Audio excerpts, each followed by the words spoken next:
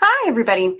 Welcome to today's Cathedra webinar. We're coming to you live on April 17th, 2025. If any of you don't know, our Cathedra webinars get their name from the Creek word for learning. And today you're going to learn how to include evaluation and grants when the funder isn't paying for it from your instructor, Diane Leonard, who's the president at D.H. Leonard Consulting and Grant Writing Services. My name is Brooke Warrington. I'm the Training and Development Specialist here at the Native Learning Center. We're also thrilled that you could join us for today's webinar. If you could follow along while I read the disclaimer aloud. This webinar provides a summary of fundamental concepts, requirements, and/or procedures within the allotted 90 minutes. The material discussed does not illustrate all possible scenarios that could be applicable. We also have our copyright infringement law printed here, so just a friendly reminder that the webinar materials are protected by copyright, trademark, trade secret, and other intellectual property laws. If you wish to access the recording of this webinar, as well as the slides, that is available for you in the courses section here on the platform. And I will actually go ahead and put a link to the slides in the chat right now. Sorry about that, folks. I meant to do that before the webinar started. There we go.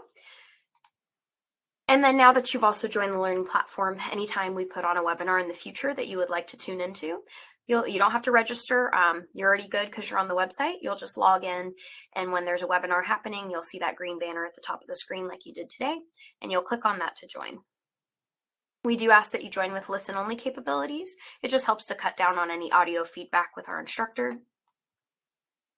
And if you have joined and you've realized that your sound is coming out of the wrong device, maybe you're trying to use your headphones, maybe you have a Bluetooth speaker enabled. If it's coming out of the wrong place, you can just come down here to the telephone icon, click on that, and it'll bring up a list of all of your mic and your speaker devices, and you can choose the one you wish to use. We do have several ways to interact during today's webinar. There is the public chat feature. That'll be our primary place.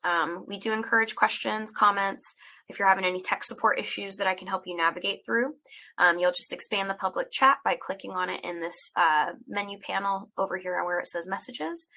And then whatever you want to ask, say, just click on this box that says send message to public chat, type it in, and then you can either hit enter on your keyboard or you can click on the little paper airplane icon and that'll submit it in. If you joined and you do have your mic unmuted, you can go ahead and mute it by clicking on the mic device down here. And then if you have asked a question that you think maybe we missed in error, you could always use that hand raise feature. As we get started, you guys could introduce yourselves in the chat. Let us know your name, where you're tuning in from. It's nice to see all the different locations represented, your work or your role in Indian country that led you to today's webinar, and then your tribal affiliation if you have one. I just have a final note while y'all are getting the chat box going. Try your best not to click on that red menu panel that's all the way to the left-hand side of your screen. If you click on it, it's going to take you to whatever you have selected on the menu, and it'll pull you out of the webinar. Not a big deal. If you do accidentally do it, you'll just click on that green banner once again to join.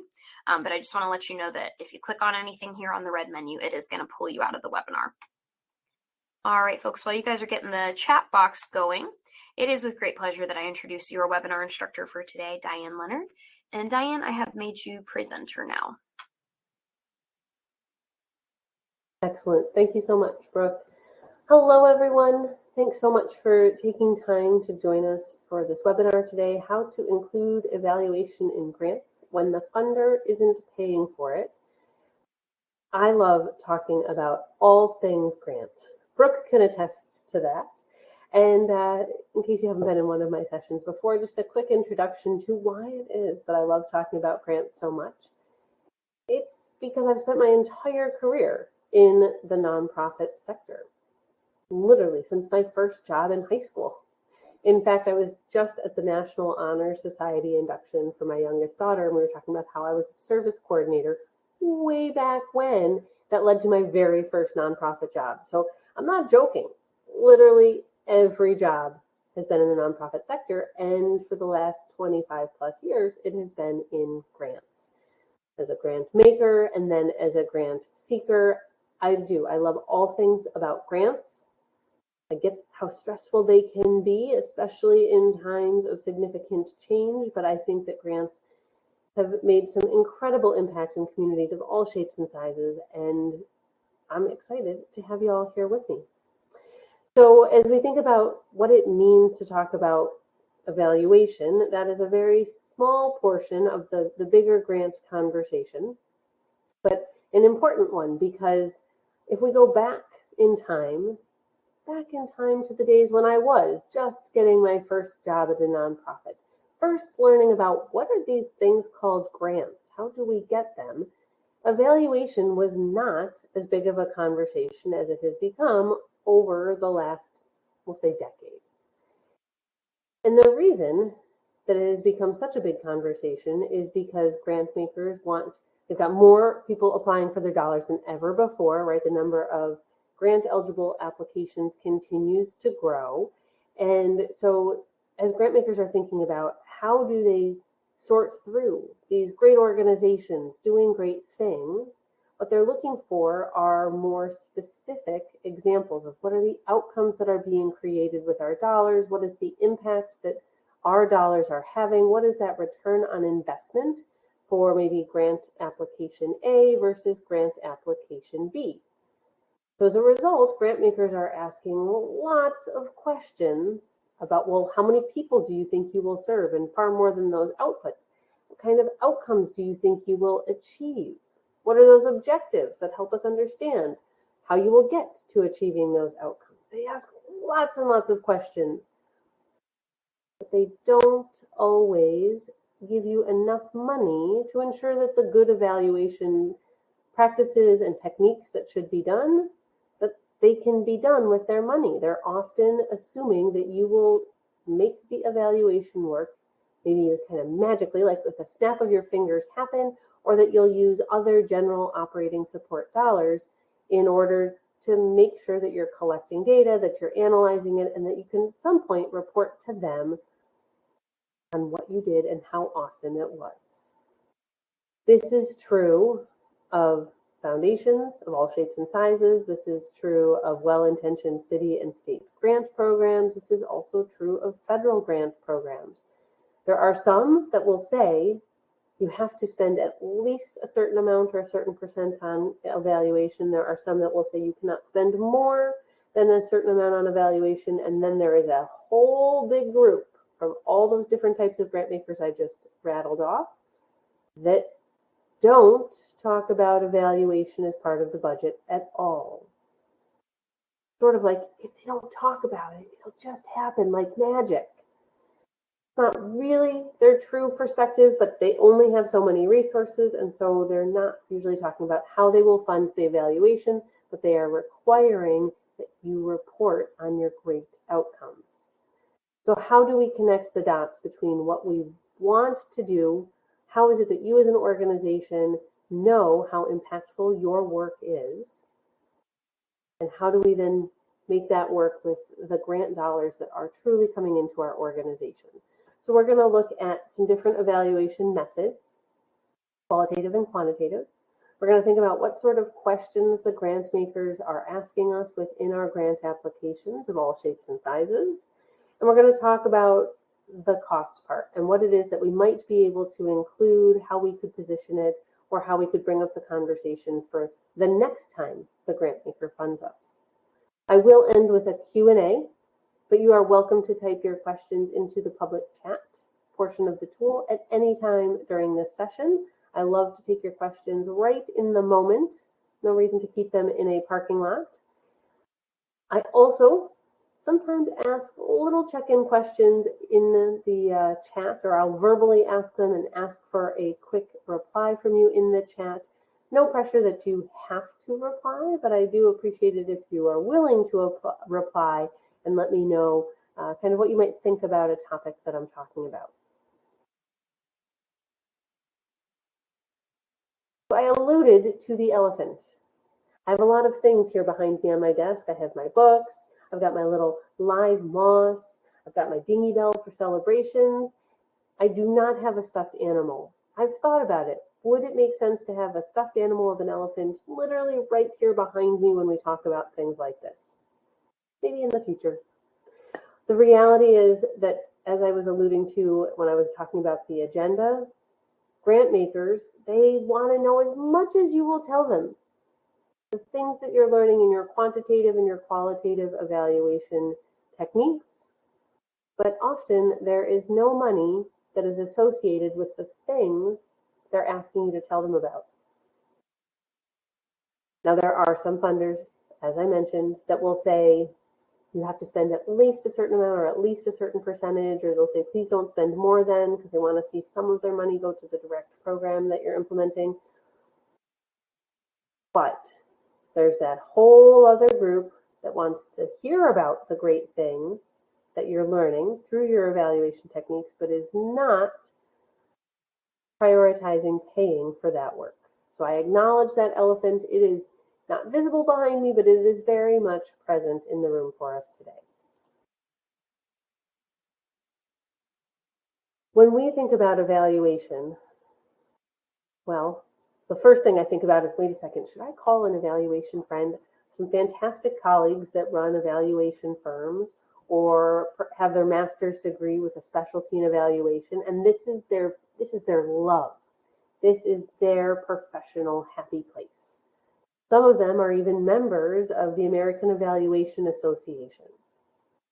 I am not.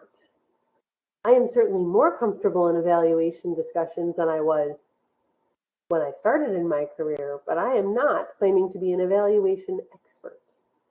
What I'm wondering, since this is actually when I teach Grant Writing 101, evaluation is often one of the two biggest stressors that people talk about. Evaluation is one, budget is the second. Could you let me know, just so I have a sense of how folks feel as we get started, on a scale of 1 to 10, how comfortable are you with evaluation? Evaluation design, answering questions around evaluation, the difference between qualitative and quantitative. On a scale of 1 to 10, 1, learning, 10, super comfortable. Diane, please don't pass me the mic, but super comfortable. Could you let me know in the chat what your comfort level is? There's no judgment on your answer. I'm just curious to know kind of where folks are starting from today. The difference between these two methods, qualitative and quantitative, what are the stories of impact that is being created with our work? What are the things that we could count or do some data analysis on that we could present as data to our funder? We need both. The reason we need both is not that all funders require both, but different funders have different expectations. And so having both available to us from our organization ensures that we can address as many funder requests for information as possible. What I want to look at as it relates to these two methods, qualitative and quantitative, I want to look at what you already have in place that will help you decide, how do I answer questions that grant makers are posing to us, whether the questions are more on the qualitative side or whether the questions are more on the quantitative side. We're going to look at each of these steps on the screen in more detail. The reason I like to have steps, I've said this before in some of our other Native Learning Center grant-related webinars, but I like to have steps that are repeatable, so that when we start a new program or an initiative, or if we're thinking about a new technique for relationship outreach, a new funder we want to reach out to, having repeatable steps ensures that what has been successful for us before are things that we think about again, that it doesn't necessarily matter who the players are in the organization that are thinking about this, but we are consistent in our approach if we have found it to work for us before.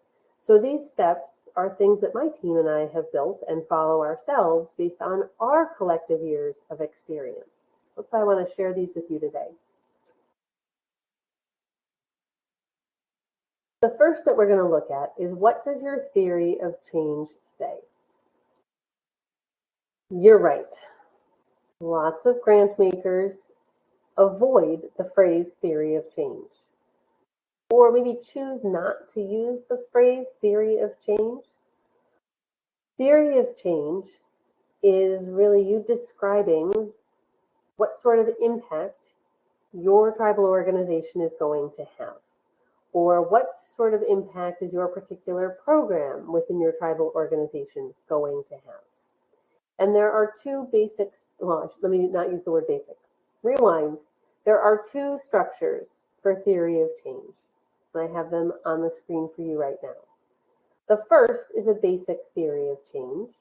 The idea that if you do a single strategy, some sort of action, activity, single project or program, but singular.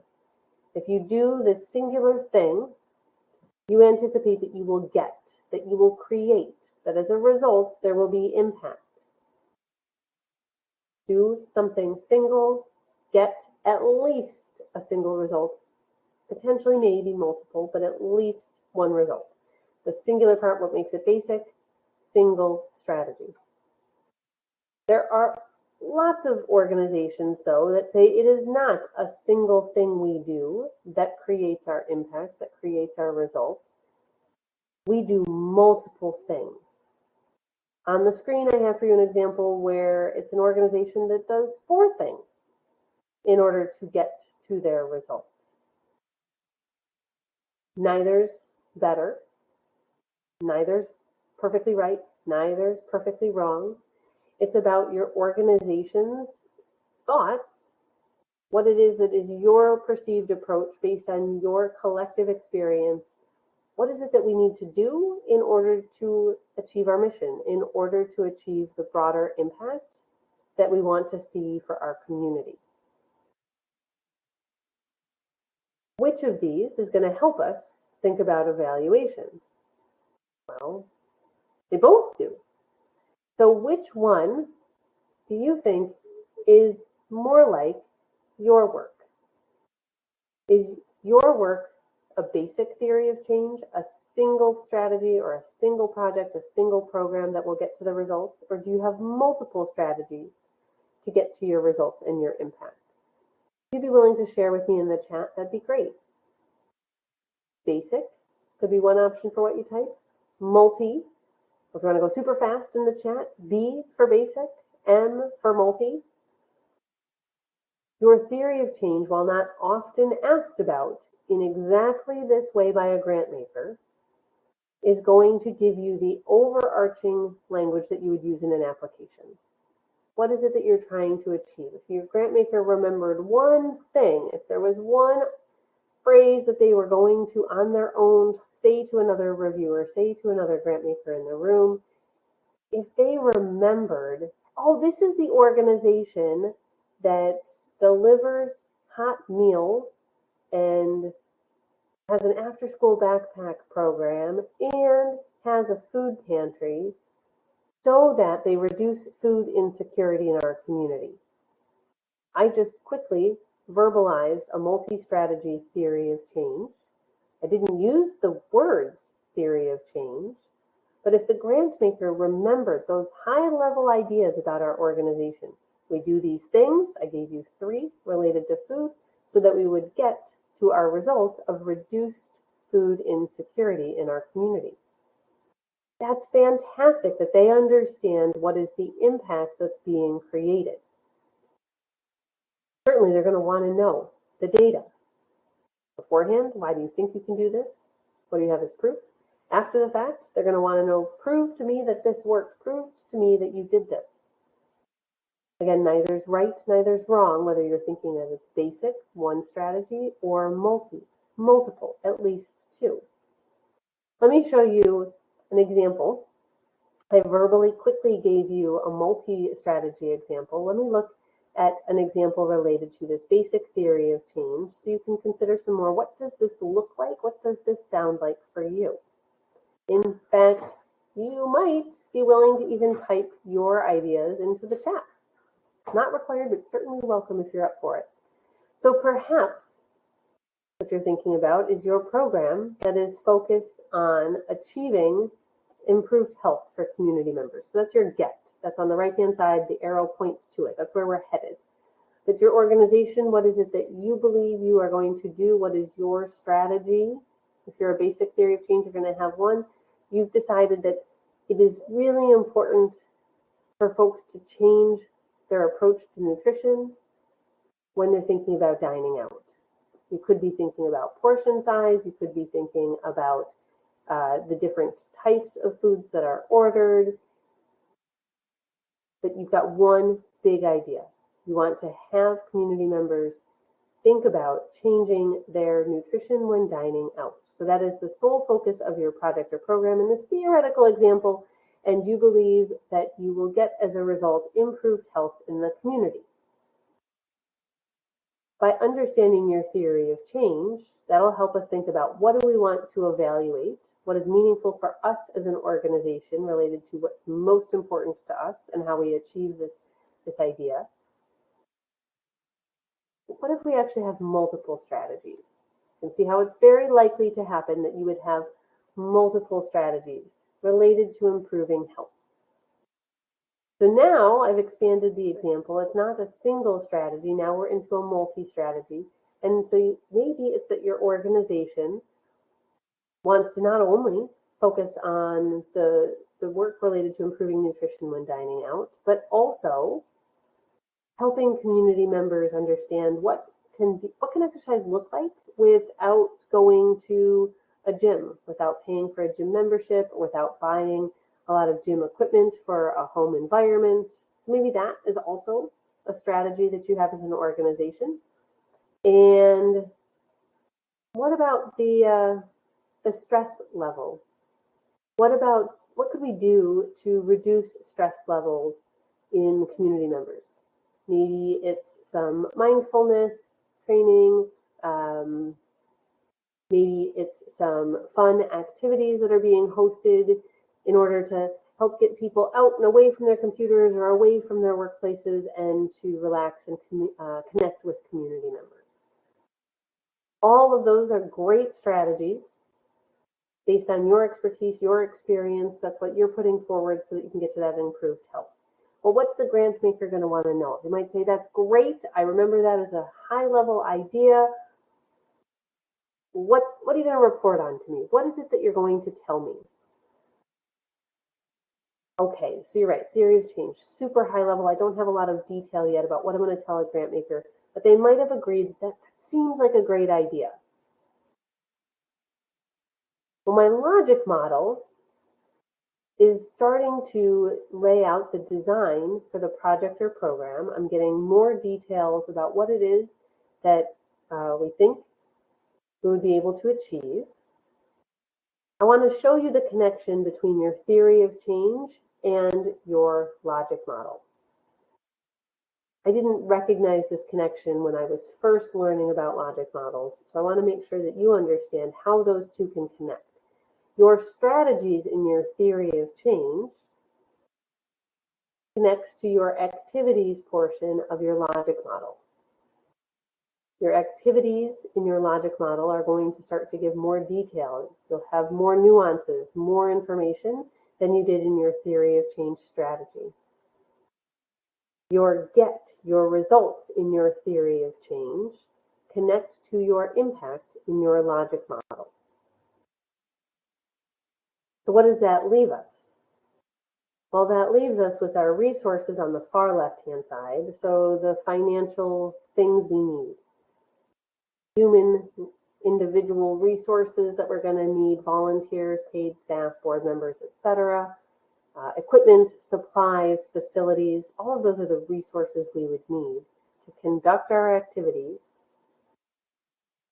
Those four boxes in between activities and impact, again, the things that are related to our strategies and our results in our theory of change, are four columns: outputs, short-term outcomes, intermediate outcomes, and long-term outcomes. They are directly related to the evaluation responses and expectations of a grant maker. Outputs, the things that we count, the number of children that are participating, the number of meals that are served, the number of miles of transportation provided to folks to get to medical appointments, the number of people that have been transported to get to medical appointments. So things we can count. The act of counting the things, it does take our effort. The collection of the counted things so they can be aggregated and reported does take some effort, but it is the least costly of the 4 items shown on the logic model. Those 3 columns related to outcomes, well, short-term outcomes are usually the least expensive for us to measure. Intermediate becomes more costly. We might not always have easy access or quick access to the things we want to evaluate. And long-term outcomes, as a generalized rule, are the most expensive. So as we go from left to right in the logic model, from output through those 3 categorizations of outcomes, it becomes increasingly more expensive. So when grant makers are asking us questions about what sort of impact we think we'll be able to report in 10 months, in 14 months, in 2 years, what they're asking us about is something that is very expensive to measure and report on. Hence today's question. So it's important to know what we might want to measure. Our logic model is not committing that we will measure and that we will report to the grant maker. But it's saying if we had the money to do evaluation, if we have the resources to conduct the desired evaluations, these are the outcomes that we would expect to achieve until we get all the way to that final impact column of our result. I want to say that one more time because I've worked with folks that, especially when they're getting started with grants, they're worried when they do a logic model that they are committing that these are things they will report on. There are plenty of times where you are going to put forward a logic model where the intermediate or long-term are not part of the grant award period. They're not being paid for. So that actually takes us to our 3rd step. How long does your evaluation work currently take you? I'm not asking you what is the grant award period that you're looking at, but when you think about your internal evaluation processes, maybe you're doing pre and post surveys, or for the programs that you're taking attendance for, how often and for how long are you taking attendance? How long are those programs meeting? Or with what frequency are there cohorts? If you think about your current evaluation mechanisms, what does that timeline look like? Not a right or wrong answer. I'm not the one that gets to decide that. This is based on you and your organization and the things that you choose to measure, the things that are important to you that help make maybe new strategic decisions about new projects or new programs or new ideas that might move forward. But understanding what is currently in place is what's important about this 3rd step. That helps us to understand, when we look back at that logic model in step 2, that helps us to understand what is it that we're already doing that might fit into a categorization of a short-term outcome, an intermediate outcome, or a long-term outcome. So this is saying, what is the current situation? What is the current status?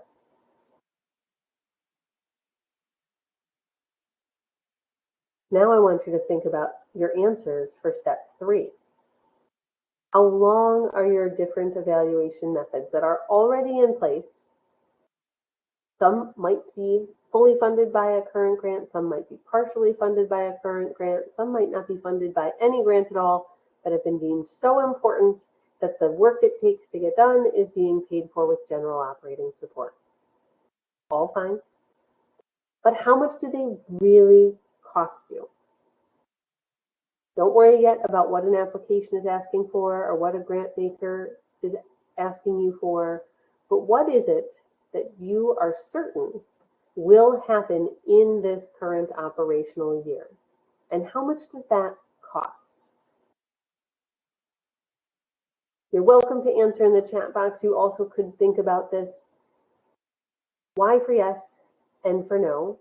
How many of you know how much in your operating budget supports the work of evaluation? Do you know how much in your tribal organization is being spent on the act of evaluating impact? on the act of measuring the success related to your projects and programs. It is not always a single line item if you were to look at an operating budget for the year. Often, it's hidden. It's hidden in someone's job description. It's one of the points about the things they do, or it's part of their other duties as assigned. It might be a little bit over here with a program or project team member. Maybe it's 0.25 part of their time. Maybe it's 0.025 of this person's time because they're the one that's administering the pre and post surveys twice a year. It could be that data entry actually falls with this administrative colleague over here. They're the one entering it into the CRM system. And then maybe the person over here in programs is ensuring that all of the data has been reviewed and that it's been entered and it is accurate in the moment. So looking in your personnel section of your operating budget and thinking about who are the people that do the work?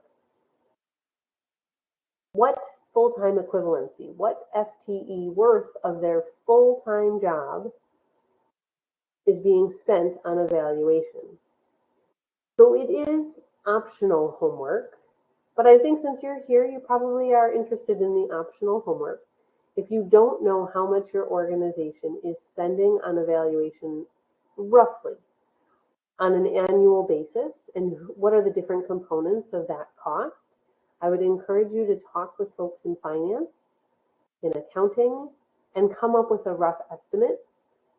How much are we already spending?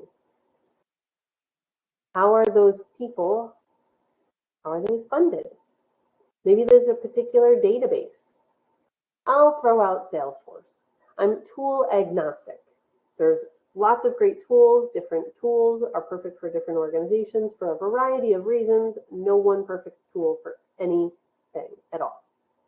But let's just say, for sake of discussion, that Salesforce is what your organization uses to collect all of your client information. If an intake is gathered during a case management process, yep, everything's going to be in Salesforce. It's even got your grant maker information in it. Well, I know from a recent project that if you're adding something to Salesforce, that's going to generate a bill. It's not going to be for free. And I know that unlike some tools that might give you like a little bit free, you could have like a free version, not have a lot in it. I mean, Salesforce is not free. So your subscription line item in your operating budget is the other spot. Personnel is always the first spot to look. I think subscriptions or software subscriptions is another spot that you should look to find out how much are you already paying as it relates to evaluation. You might say, Diane, I've never looked at how much we spend on fill in the blank for what tool it is, but you're right, it's part of subscriptions. Is that really a direct cost for grants? It is. It most definitely is, because the act of evaluation, the work that the people are doing, and the way that you're documenting, collecting, and analyzing your data is all in service of continuous improvement for the program. But a lot of organizations are putting evaluation off to the side, not having a separate budget for it or thinking about how those costs would be broken out. And what they're doing instead is funding evaluation as part of their indirect costs, as part of their administrative overhead.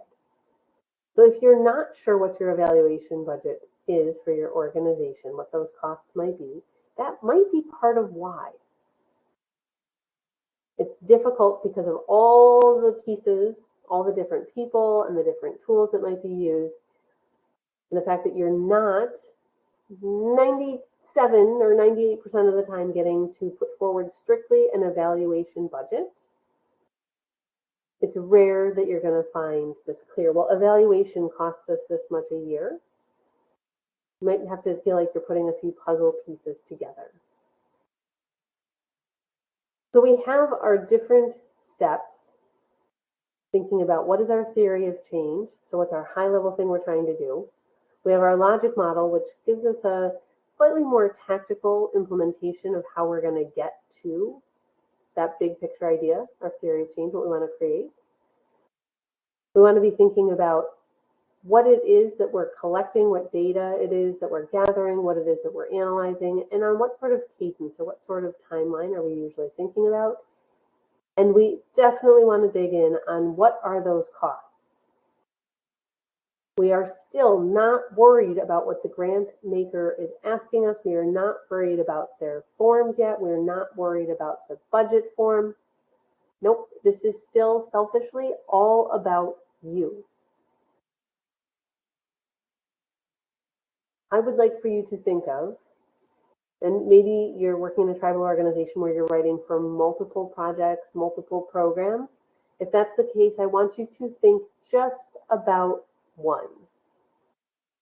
To help me feel confident that you have something picked out, either it's the one thing that your tribal organization does, or it's the one thing you're going to pick out of the many things that are being done. Could you give me a quick word or phrase that describes what project or program you're thinking about? Maybe it's infrastructure, maybe it's health programming, maybe it's something in education. Just something real quick so that I have a sense of what type of project or program you're thinking about as we go into this next section.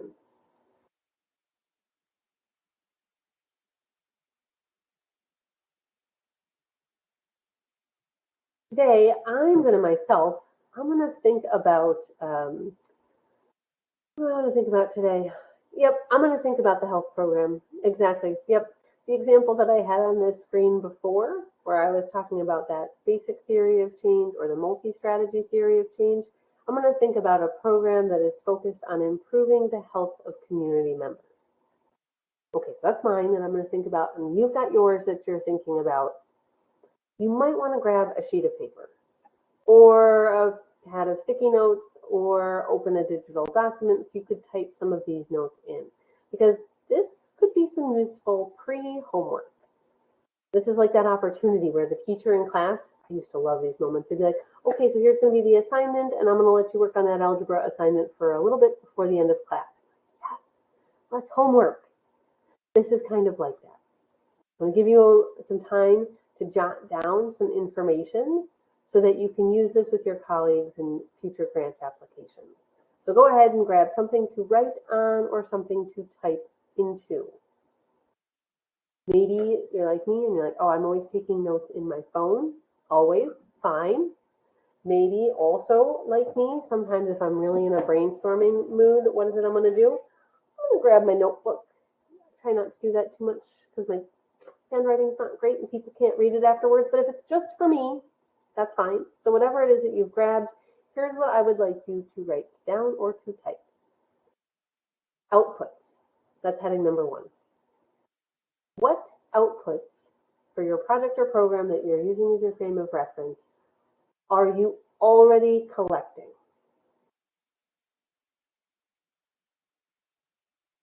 I'm so glad you asked, Diane. What a great question. Okay, now I'm back. Like, I'm splitting voices here. 1, instructor for webinar. 2, now I'm pretending I'm the program person thinking about this question. Okay, great. I currently, for this program, thinking about improving community members' health. Right, we're counting how many people are already enrolled in the program, and we're already counting the number of healthy eating workshops that we're offering, and we're already also counting the number of exercise classes, and I probably could break that down so I'd know if we were talking like chair yoga versus mindfulness versus, say, spinning class. Great, okay. So jot down what outputs are right for you, for your program. What are the things that you know are being counted that if a grant maker asked you tomorrow, you would be able to report on? I mean, maybe you'd ask for a few days so you get the data from the colleague who gives you that information, but what are the things that you currently count? Jot those down. Bonus, if you're thinking about what tools are we using to document that information. Where am I going to pull that count from? So in my example, there's that client database where the information has been entered and collected. Or maybe it's not even that we're doing data entry. Maybe it's that the registration is done online for different classes, so we can pull quickly how many people have registered for something. That's a possibility too. And maybe there's a staff tracking sheet where there's some counts made about, okay, we did it, we held that class, and like they have to sign off and like keep track of how many different classes they've offered. Okay, do you have yours? If you want to type one in, absolutely, would love to see it.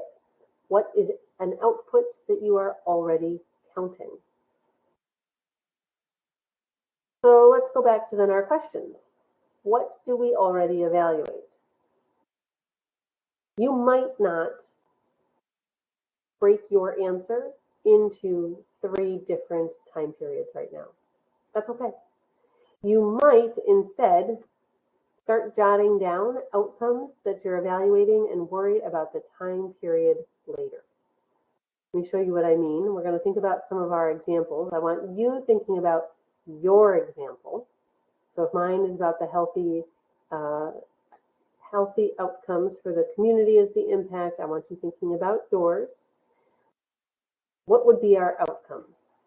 Okay, so in my example, I'm thinking about what are some of those immediate effects that are happening in the weeks to months after somebody's participating in one of the programs. Because again, it's a multi-strategy for the way I built this example. So currently, we believe that there's an immediate increase in knowledge for the different healthy fat substitutes for cooking. That is in the first lesson of the nutrition classes that folks learn about. And the other thing that we see and that we know we're collecting data on, the number of active minutes per day. We're collecting and asking people to report in their app, or we're asking them to fill out this sheet for how many minutes they're active per day, so that then we can do some data analysis to see afterwards what's changing. So, yep, we've got some combination. Again, I want to think about, how do I know that? What are the tools we're using? So I've got like the pre-survey before their first nutrition class. What's their level of understanding or comfort with the wide variety of substitutes for cooking? And then at the end of the class, I hand out a post survey, or I give people a QR code or a link and they fill out the post survey, and we see how that knowledge changed over the course of the session. So that's one tool. 2 different elements of like the tool, but so that's one. And that's self-reported data. So where and how are participants plugging in those active minutes so that we could see how over time they were initially starting to change. Maybe then I start to think a little past that, and I'm thinking, but what might happen in the upcoming months? Maybe even into a year or beyond. Well, what we are thinking is that as we're checking in with folks, what we might still be asking, we might have asked them what their weight was at the beginning of their participation in the programs, and if we're able to connect with them again in 6 months or in 9 months or in 12 months, that's going to be the question that we ask them again.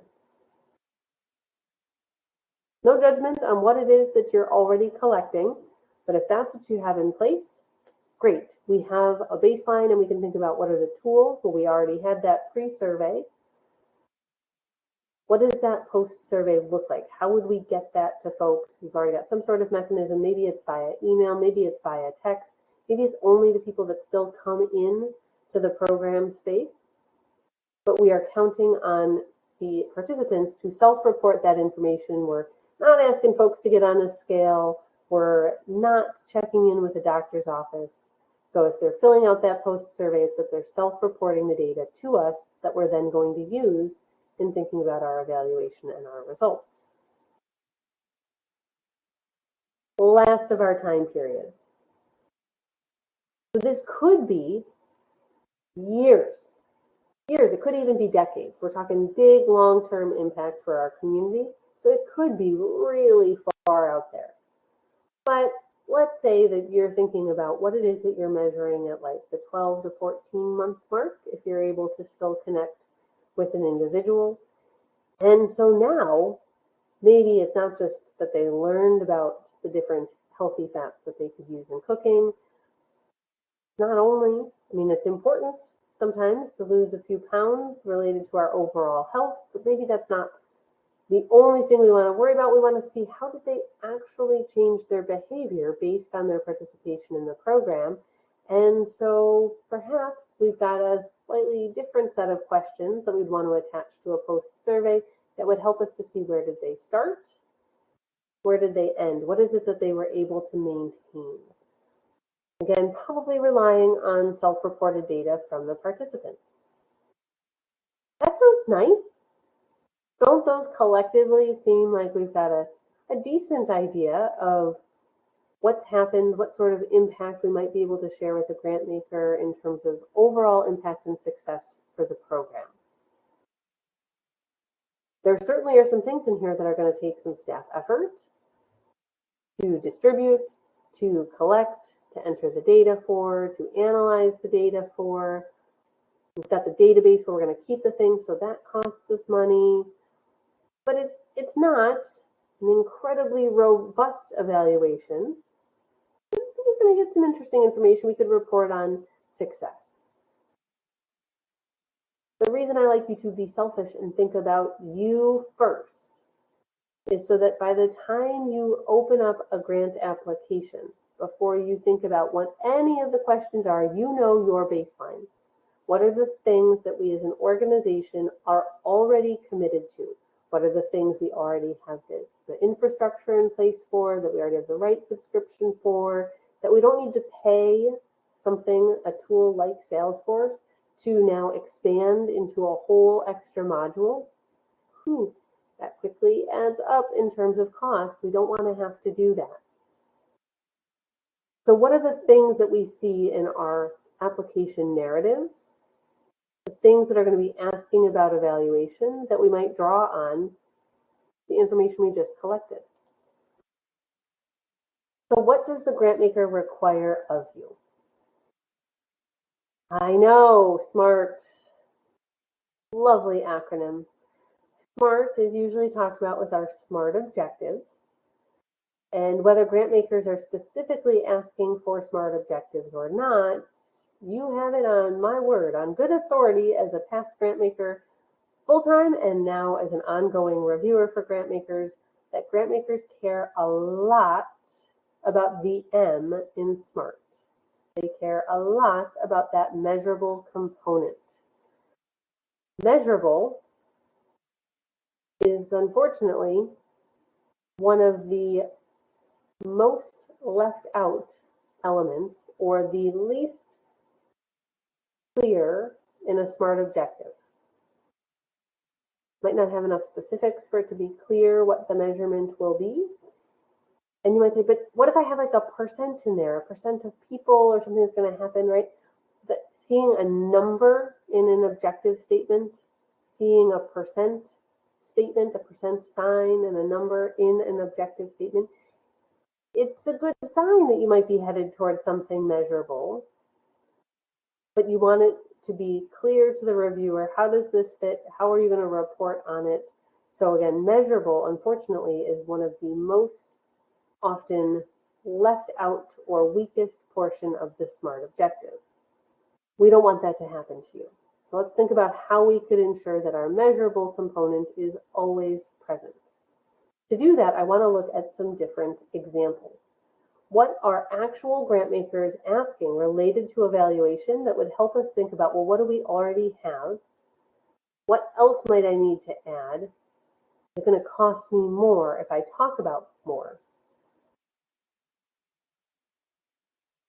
In this example, we see a number of points that are required as part of the grant application. And if we look at the 5th item down, the grant maker has asked for you to describe activities, goals, and community impact from the program or project. So they want to know the activities. that second column in your logic model. That's nice. You've got already a good start. You've got whatever's listed there will help start your narrative response. Our goal, or goals plural, a goal is a big, broad, intangible statement. It might sound something like our theory of change. Maybe it's somewhere in between our theory of change and the specific details in our logic model.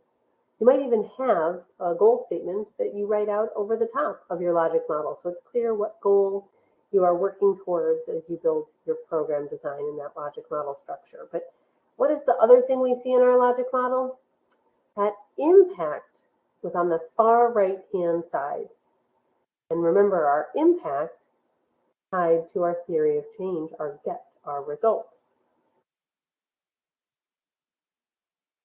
Is the grant maker going to pay for evaluation? They're asking us about the things we will do, so those activities.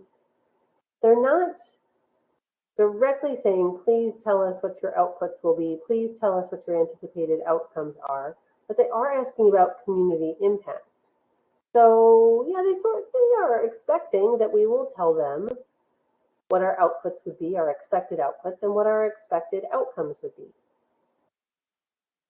Now look at that last point. The sixth one on the screen says list potential expenses. I think we should tell them how much the evaluation costs. We might not get a grant big enough to pay for it, but yeah, I feel really confident. We should tell them how much it costs. So your homework that you were going to do, finding out how much does it cost for your evaluation as it currently exists, would be what you would use here. Whether you put some on personnel line item and some on like a subscription line item, or maybe it's a grant maker that's going to have a budget form with the line for evaluation. They're rare, but they do exist. Doesn't matter what the form looks like.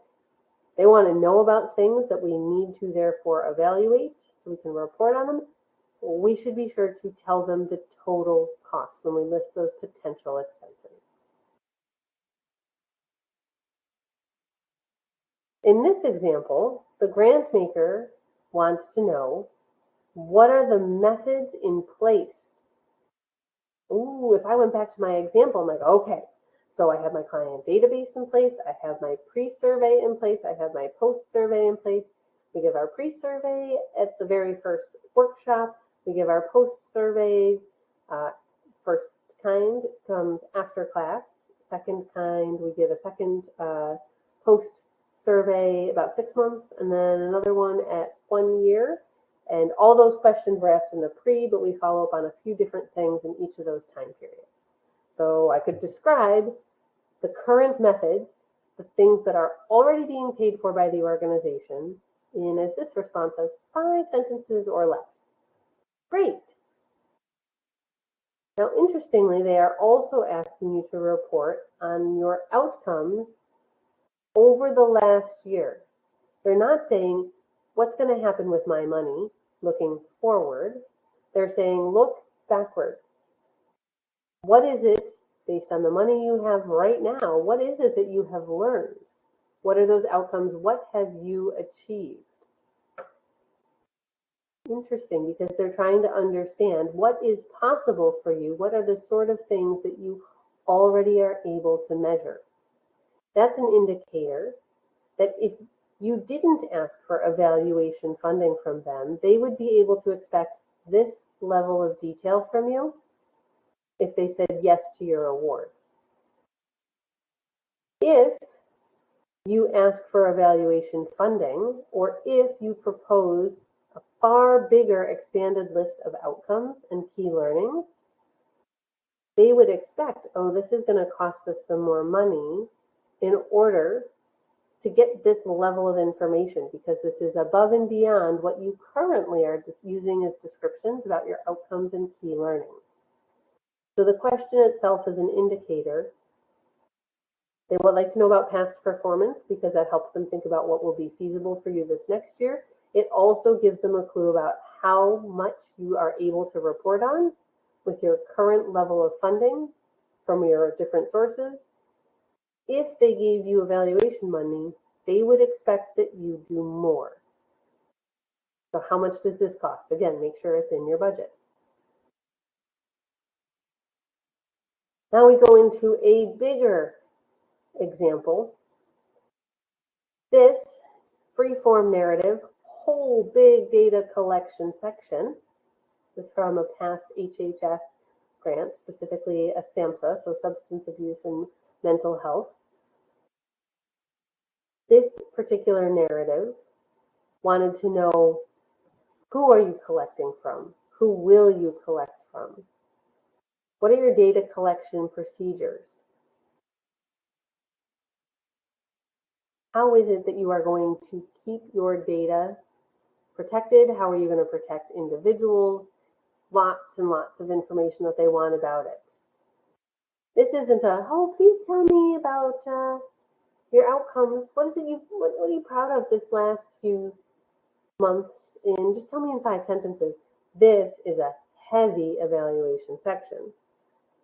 I would expect that if we're talking about this type of evaluation, there is going to be money in the budget related to evaluation, whether they have called it out as a floor or a ceiling. This is not just a quick, friendly little evaluation. There's something here that's going to cost a lot of money. And you might say, but this is the type of evaluation we're already doing. To which I ask, how is it being paid for? Do you have the capacity to build on it without more people or more resources or more module build out and whatever your tool is for data collection? Like, this is heavy. Therefore, I would expect actually something positive in terms of the budget. This is kind of the opposite of the funder problem. Usually when it's this much, they're going to be willing to put money forward for it, but they might not always make it so it's a mandatory expense. Now, when I'm looking at grant maker guidelines, I'm thinking about evaluation and what it is that they want from us. This particular text that comes from an example, I think, gives a great line of questioning that you can use with your colleagues. If you are not the evaluation expert in the room, if you are dangerously knowledgeable, if what you're trying to do is get the information so that you can write it in a grant application, maybe it's a project or program you haven't worked with before, I love these questions as a starting place to try and learn, wait, is this what we already do, or is this more than what we already do? Is this part of what's already in our sustainable operating budget, or is this something extra? Is this something above and beyond that's going to cost us money? So understanding the who for the measurement, understanding the tool or tools, understanding the timeline for when measurement happens, and frankly, understanding why. Why is it important that we do it this way? Gives you the information so that you can justify the expense related to the evaluation. So I really like these questions to try and pull out more information if it's something that is new, something that I'm not yet familiar with in the organization. So earlier I was asking you about your theory of change. I want to think some more about the theory of change and what are the questions that we might see in a narrative that would let us know this grant maker is thinking about theory of change. They're thinking about that design element that will influence ultimately our evaluation. Where and how can I talk about cost? So if your organization is being asked about theory of change, oh, wait a second, none of the questions on this screen have the phrase theory of change in them, do they? No, they don't. Grant makers, however, are asking about the theory of change in slightly less formal language by asking you, what problem are you solving? By telling them what problem you're solving or need you're meeting, you're starting to lay their understanding, their groundwork for what is our strategy to get to our impact. It's one part of the narrative formula that you're going to tell them about. How do we know our solution will work? Means that you're saying, well, listen, our theory is that if we do this, we get that. We feel confident that is the right solution because of this data, because of our pilot program. They're asking you to tell why you think that theory of change is right. Maybe some of it is about evidence-based practices or research-based practices. And what will happen as a result of our work, some people will interpret that question to be only about outcomes. It is in part about outcomes, but you want your grant maker to understand the bigger context of this particular ask. So I want this response to be about both outcomes and about your get, about your result and your theory of change, about your big picture impact on the far right-hand side of your logic model. When we think about what that might look like in text, I've got a few different examples of what text might look like, and they're all good. Therefore, I've got them all color-coded green because they all are helpful pieces of information for your grant maker. But what these responses give the grant maker as well, in terms of, yes, their understanding for what a program or project might look like in implementation, it also gives them an idea of what sort of evaluation you might be doing, what sort of tools you might have in place. So it's great if in your responses you're describing what a program does. In this example on the screen, this is a program that offers weekly peer facilitated support groups. Now the grant maker is thinking we're going to count the number of support groups that have happened. It is better if our text overall also tells us how the program helps solve a problem. So in this case, it would be that participants can get support from those who've been there. Now we're giving an indicator that we're going to be talking about how many participants there were. And we might be asking some questions about how beneficial the support was. Maybe they have an opinion about the difference between getting support from someone who's not been in their shoes versus someone who is or recently was in their shoes. So we're pointing at questions we might ask in evaluation. And then the best of the answers related to theory of change is that in addition to saying what the program does and how it helps solve a problem, it helps the reader, the grant maker, to understand what was the change that occurred. What was that overall impact? Participants feel more connected to or less isolated from others. So the reviewer is reading that and saying, okay, so how am I going to know that? Did you do a pre-survey and you're doing a post-survey? Sounds like there's some self-reported data to understand that, yes, this is what has happened. So what are the dollar amounts associated with those different levels of description that you put in your narrative?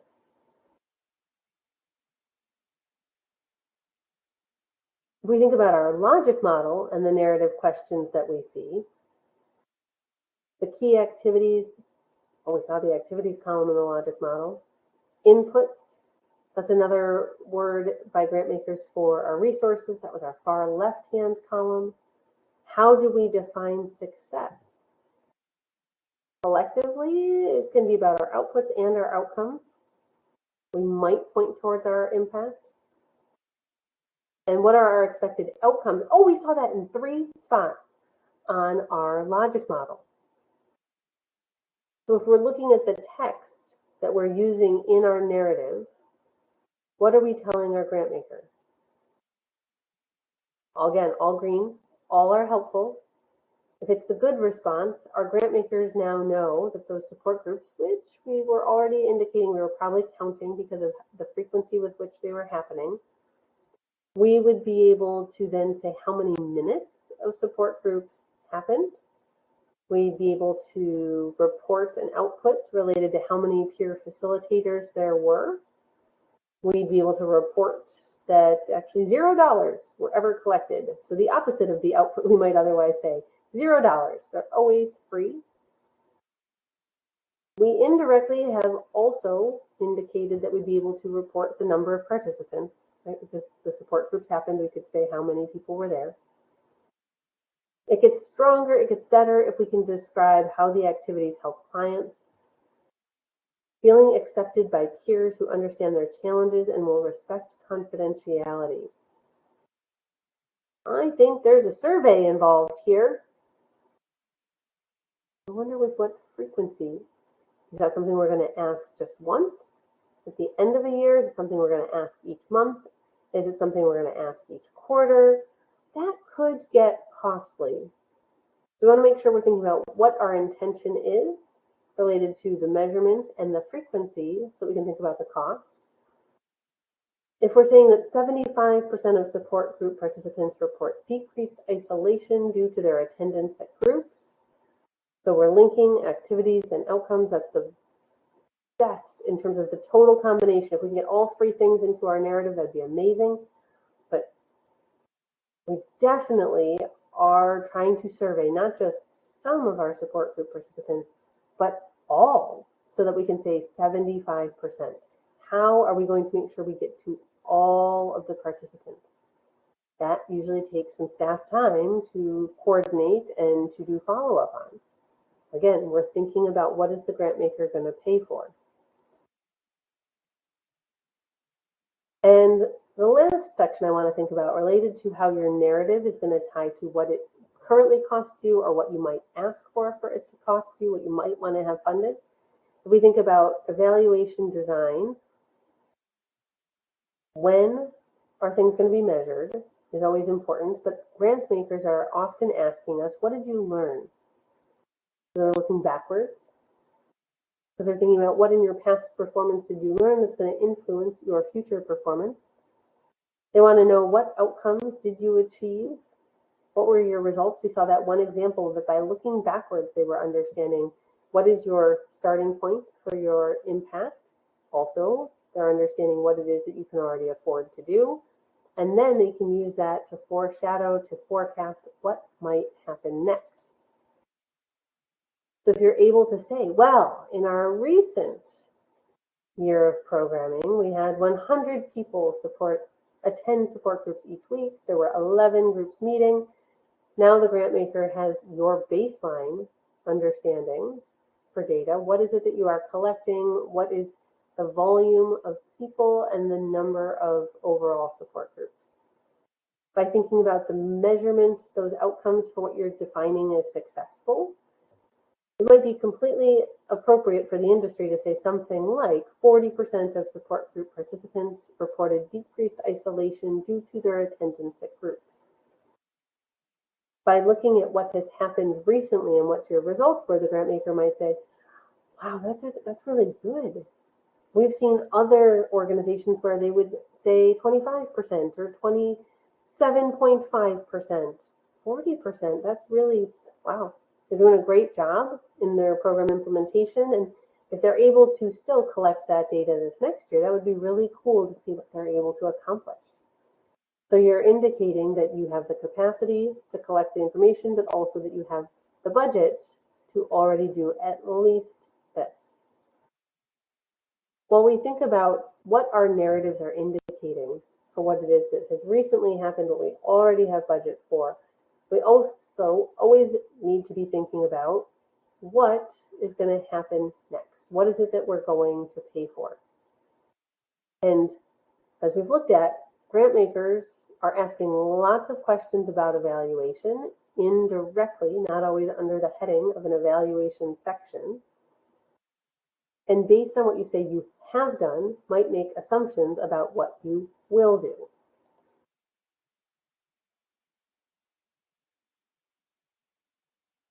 I want to jokingly say it's $1 million question because it sort of is, or it could be, when we ask ourselves, what can we evaluate with the grant funds? What can we afford to evaluate?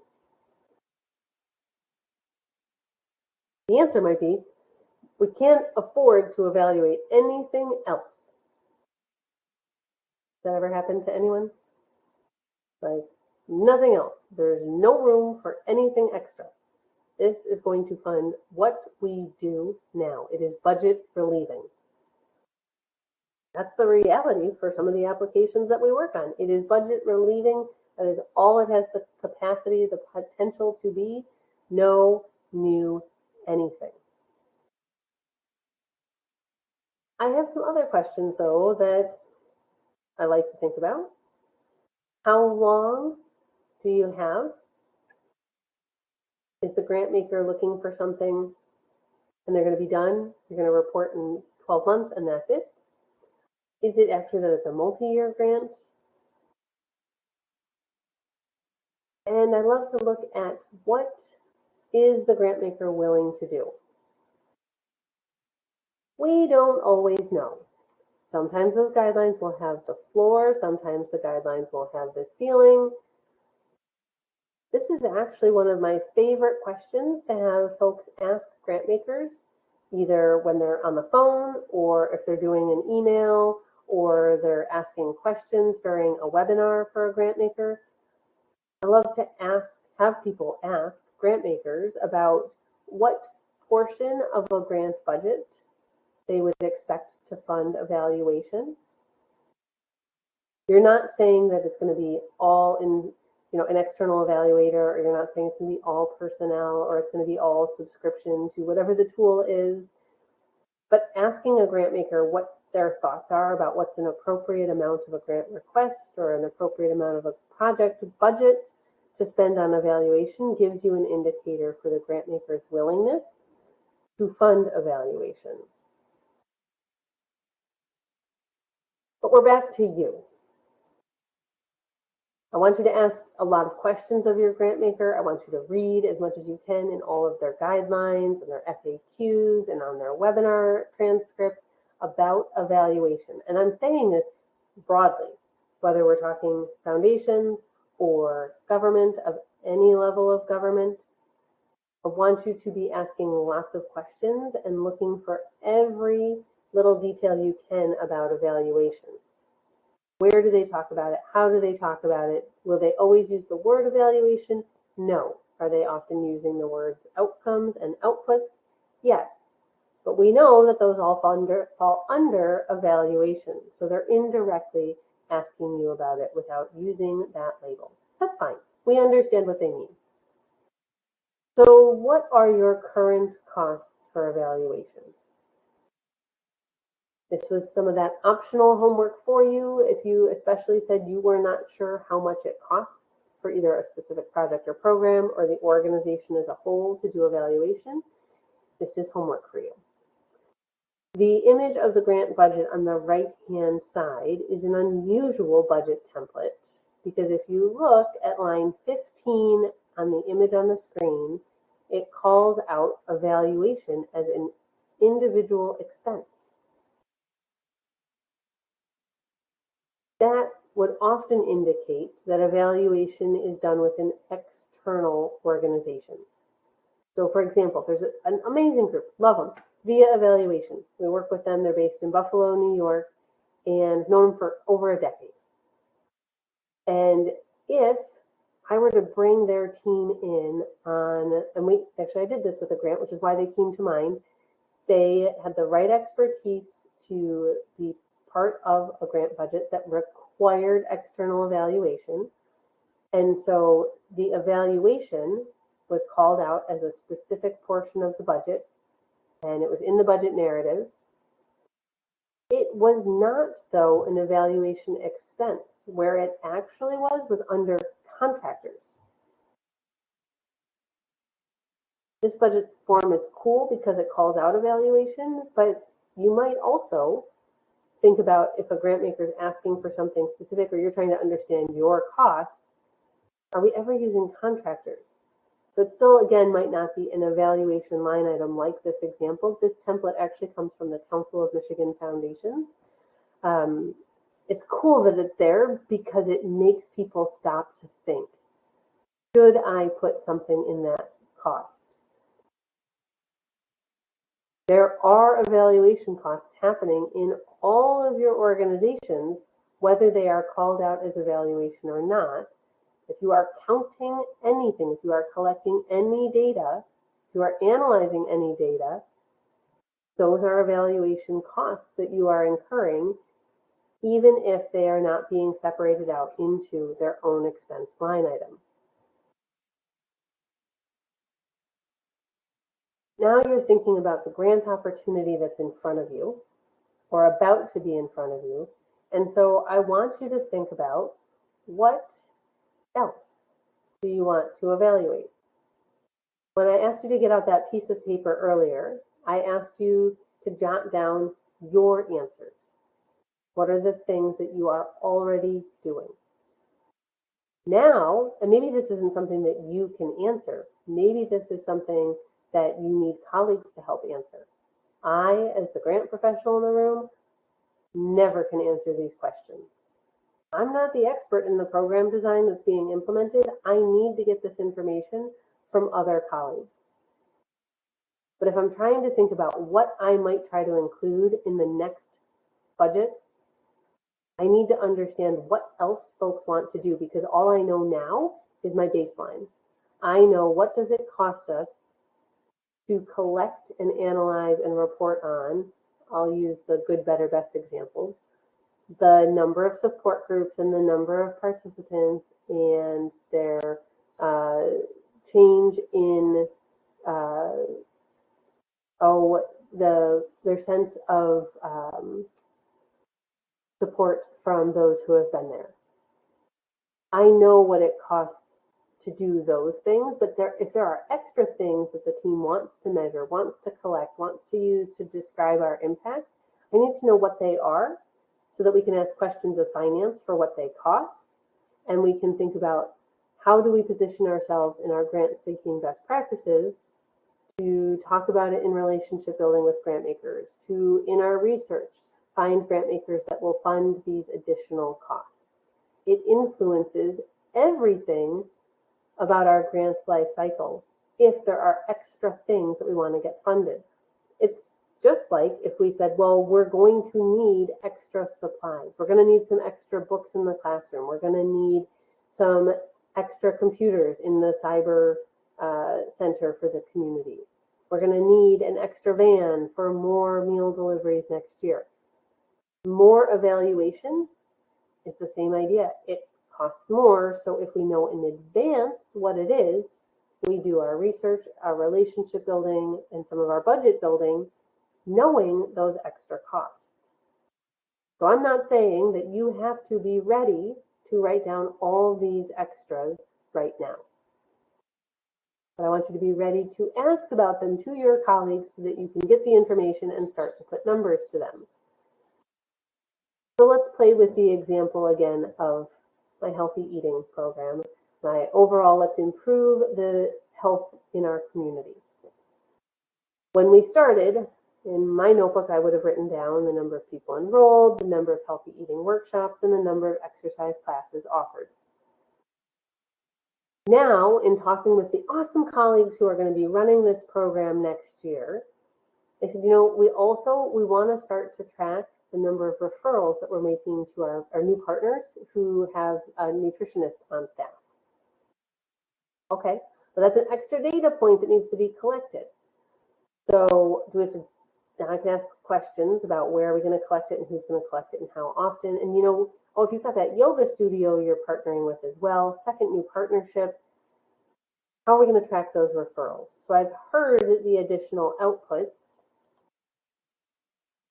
It's time to ask a lot of questions, to be curious and not judgmental so that we can think about, what is this going to look like? We want to think about the total cost. Yes, the cost is the last question in this series of questions, but I want to ask these first questions, the 4 above it, I want to ask those before I ask about cost, because these first 4 will influence what someone's answer will be to how much will it cost. Okay, so we have 2 new referral relationships that we want to pay attention to, collect data from so we can report the outputs. All right, team, who's going to gather it and when? All right, team, what tools will we be tracking it in? Are any of them new? Because that's going to cost money. Where are we going to store it? We have to put it up in a new cloud tool that's going to cost money. How will we analyze it? How much time will it take to analyze it? Also another question, because people time is money. And then lastly, let's ask formally, how much will it cost? But everything we said before that in those first 4 questions, therefore the first 4 answers we got, influence how much is this really going to cost? So if we were to continue this conversation, which we will in our example, about our healthy program and think about, well, what outcomes did we have before? You heard me state my quick current ones before. What if we also wanted to add some information about if people are decreasing their consumption in sugary beverages? If we're hearing about people making more healthy choices when they're dining out. Those are great ideas. Appreciate those, team. Thank you so much for telling me we should talk to grant makers about this. Let's pause for a minute. Oh, we're back to my questions again. Perfect. You're right. They're exactly the same questions. Yep. I just did them in order in the slide. Let's talk about expanding, and then let's ask our questions. Okay, so we did it for our short-term outcomes. Let's do it now for intermediate. We were previously at the intermediate time frame only thinking about participant weight loss. But if you're thinking, dear awesome team, that you want to now also measure people's adherence to a fitness routine and people's adherence to their recommended diet, and you want to measure their skill at a fitness exercise, very interesting. I'm just a super excited grant professional. Thank you for letting me know, but I have some follow-up questions. Yep, the same 5. I want to use these each and every time I hear about something new that the team wants to do. Usually they're telling us, like, okay, I know you're always looking for grant opportunities, and what I want to do this next time is this, or I'm looking to expand the program by doing that. So you might get it in bits and pieces and not all in this consecutive clean order like it would be in your logic model. These 5 questions should be some of your best friends when you start to hear those questions about, or those requests about the things they want to expand. This is helping you to build a budget for what do I need to get funded to make this happen. Your colleagues that are telling you this information about what they want to do extra, well, they might be thinking about the extra gym equipment they might need, or if they need one extra fitness trainer to be part of the program. But knowing that your grant makers are going to ask you, talk to me about success, talk to me about what it looked like, about the impact you created. When you're hearing the what are the programmatic things that people want to do, I need you asking questions about how are we going to measure that, or you won't know how much extra it's going to cost. You won't know how much to put aside or how to call it out in your budget justification for the grant maker to say, here's what's being evaluated, here's how much it costs us. So our last, what would the growth look like? You're right. We've got our current thing for that long-term outcome, self-reported behavioral change. My goodness, can you imagine if we were able to keep up with these participants and in like a year and a half or 2 years, find out about their increase in strength or flexibility or endurance? Oh, but you're right. It's going to be a lot of work to connect with these people again. Emails or phone calls. Yeah, a lot of staff time associated with that, isn't there? Oh, you were going to outsource it to somebody? Well, that also is going to have a cost. Oh, you're going to have the new intern do that next summer? Still, cost. Intern, supervisor of intern. Everything that folks are sharing about what they want to expand has some sort of cost. And lots of them are direct program costs. Sometimes they might be included in indirect. I understand why some organizations do that, but often it is directly related to the program. It is part of your total direct cost that you would put forward, whether in foundation or government work. So our 5 questions, we ask them lots so that we can understand what additional things are we going to add that are going to cost us money and where are they going to sit in the budget. They will not always, as we've described, be a specific evaluation line item. They might be built in within personnel and therefore a little in fringe. There might be a little bit in the software tech line item. And if you are really stuck on what something's going to cost, your colleagues aren't sure, but you're like, I'm pretty certain that this process is costly. See if you've got a nearby member of the American Evaluation Association, somebody that you could message on LinkedIn or somebody that you could call or put in an inquiry in on a website and see if the type of evaluation work you do or need to do is what they do and if they could help you understand how much that might cost. Even if you are not using external evaluation as your method, they might still be able to give you some great information. So where is evaluation going to be in your budget? It might be in that evaluation line item. But if you think about what your grant makers are funding, that they're not always talking about evaluation, the reality is they are paying quietly for evaluation to happen in some of your salary line items now and in some of your technology line items now that are direct expenses. You could choose to be more vocal about what it is that they're paying for. I'm not saying you have to create an evaluation line item, but I want you and your tribal organization to be aware of where evaluation work really happens and therefore is actually paid for, so that you understand your baseline that you can say you're spending on evaluation, and then plan for growth in evaluation as appropriate for your project or program. I indeed could talk about grants and about evaluation all day.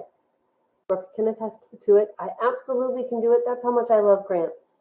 But what I want to have you think about is that there will be scenarios that will come up. A grant maker is asking you for lots of evaluation work, and their grant is going to cover basically nothing. Only some of your existing small direct expenses. Or they aren't calling out, they say they won't pay for personnel. And like, personnel is where I get my evaluation paid for. Where is it that you can get funding from the grant maker that will support your evaluation? That might be a situation where you say, okay, I get it. You won't pay for direct personnel, but will you pay for evaluation? Will you pay for internal evaluation? I would ask a lot of questions. Now, speaking of questions, the reason I brought up that scenario at the end is so that if you find yourself stuck trying to think about how you will get the evaluation work paid for, you remember that you can ask me questions. You've got a question about a grant maker, you can't get them to answer it, you're not sure what you can do, I'm here. I'm happy to try and help decipher and answer and come up with solutions that might help you. So please feel free to reach out with questions afterwards. I'm here to answer your questions now in the public chat. Feel free to start typing those there right now.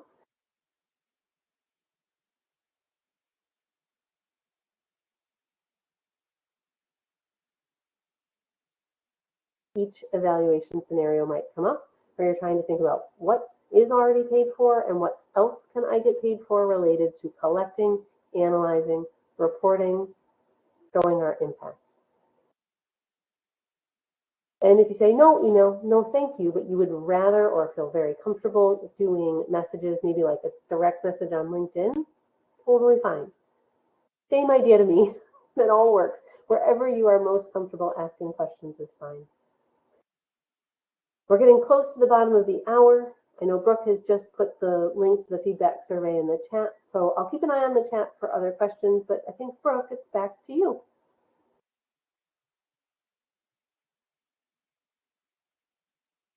All right, thank you for another fabulous presentation, Diane. These are always so informative and helpful.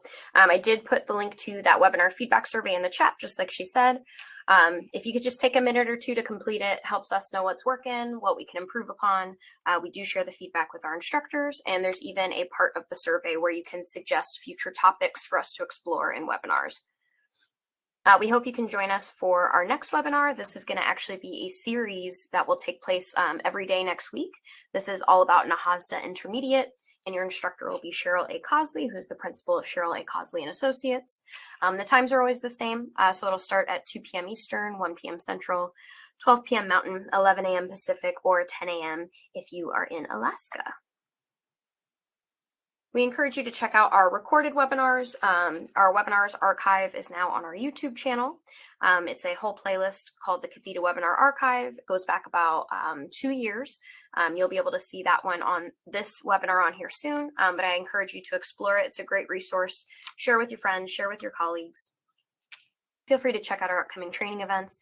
We post about them on all our various social media. We're on Facebook, Instagram, LinkedIn, Twitter.